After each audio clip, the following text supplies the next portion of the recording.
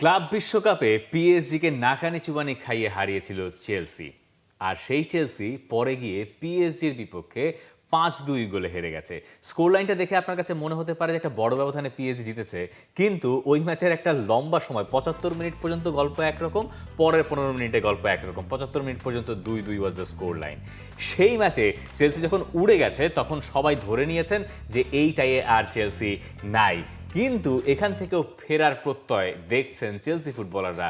জাও Pedro বিলিভের মন্ত্র জপছেন, বলছেন club বিশ্বকাপে আমরা আমাদের শক্তি দেখিয়েছি, আমরা 3-0 গোলে জিতেছিলাম, আমরা সেই কাজটা আবারও করতে চাই। পুরো দল বিশ্বাসী, কোচ বিশ্বাসী এবং সমর্থকদের বিশ্বাস রাখা উচিত। আসলে স্ট্যামফোর্ড ব্রিজে আসলে সমর্থকদের তিনি বিশ্বাস রাখতে বলছেন। ডিফেন্ডিং রেইনিং চ্যাম্পিয়নদের বিপক্ষে তাও 3-0 গোলের ব্যবধান দুই দলের ভেতর আছে। এখন চেলসির অনেকগুলো ভালো অ্যাটাকিং অপশনস আছে। মনে হয় যে তারাও যদি আর্লি একটা দুটো গোল পেয়ে যায়, মানে খুব সম্ভব যে তারা একটা দুটো আর্লি প্রথমার্ধে একটা দুটো গোল পিএসজিকে দিয়ে দিতে পারে। কিন্তু সমস্যাটা তো ওখানে না, সমস্যাটা হচ্ছে তারা কতক্ষণ ওই গোলের লিডটা ধরে রাখতে পারবে। 5+ স্টার রেটিং প্রাপ্ত দেশের সর্বোচ্চ বিদ্যুৎ সাশ্রয়ী ওয়ালটন এসি। স্মার্ট কমফোর্ট এখন নেক্সট লেভেলে।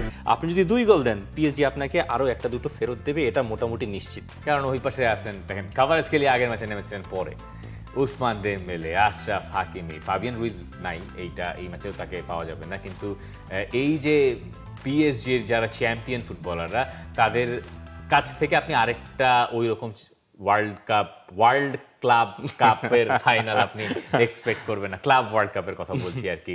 আর লুই এনরিকে তাই বোধহয় একটু খোশ মেজাজে মজাও করছেন ফার্মার্স লিগ নিয়ে, মানে ব্যাপারটা তো ফার্মার্স লিগ নিয়ে তিনিই মজা করেন নিজে। তারপর আবার বলছেন যে দেখুন, আর্সেনাল ম্যাচের পর ওটা মজা করেই বলেছিলাম, গত বছরের কথা বলছি আমরা, মানে গত বছর এই প্রশ্ন করা হয়েছিল ইংলিশ ক্লাব নিয়ে, তখন তিনি মজা করে বলেছেন যে ফার্মার্স ক্লাব, সেটা আবার রেফারেন্স টেনে এনেছেন।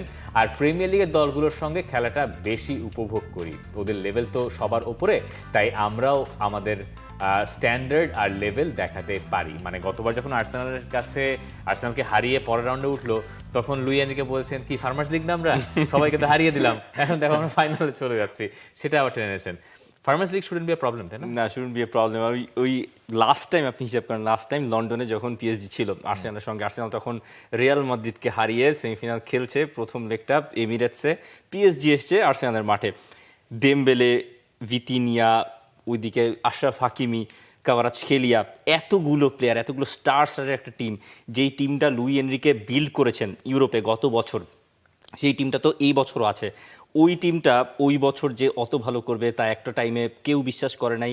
একটা পর্যায়ে গিয়ে নকআউট স্টেজ যখন শুরু হলো, তখন আস্তে আস্তে সবাই বুঝতে পারলো যে এই টিমটা কতটা ভালো, লুই এনরিকে তার দল কত ভালোভাবে গোছাতে পারেন। হি হ্যাজ এ কোচ, মানে কতটা দক্ষ। আপনি যদি হিসাব করেন ওই ট্রেবলটা, যে 2015 সালের বার্সেলোনার যে ট্রেবল জয়টা, যেই কৃতিত্বটা তাকে খুব একটা বেশি দেয়া হয় না, নেইমার, মেসি, সুয়ারেসকে দেওয়া হয়, সেই কৃতিত্বটা তারও দাবিদার, তিনিও সেই কৃতিত্বের দাবিদার। এখন লন্ডনে ওই ম্যাচে 1-0 গোলে জিতেছিল, এরপরে গিয়ে ফিরতি লেগটায় 2-1 আবারও পিএসজি জিতেছে, চ্যাম্পিয়ন্স লিগের ফাইনাল উঠেছে। তারপরে গিয়ে ফার্মার্স লিগের প্রসঙ্গ, তিনি হাসলেন, ঠাট্টা করলেন, সেই প্রশ্ন এখনও তাকে তাড়া করে বেড়াচ্ছে এবং তিনি বলছেন যে ফার্মার্স লিগের ক্লাবে, আমরা ফার্মার্স লিগের ক্লাব, তো তবে আমরা আমাদের লেভেল দেখাবো। আমার কাছে মনে হয় লিয়াম রোজনিয়ার খুব ভালো মতো পিএসজিকে চেনেন, এবং যে তিনি স্ট্রাসবুর্গের কোচ ছিলেন, এখানে একটা ঘটনা ঘটতে পারে, কিন্তু 5-2 মানে স্কোর লাইন আসলে ফার্স্ট লিগেই ডান এন্ড ডাস্টেড বলে আমাদের কাছে মনে হয়। For more updates, subscribe to our YouTube channel and click on the bell icon. Follow us on Facebook and Instagram. Download T-Sports app to enjoy exciting games and highlights. Visit tsports.com.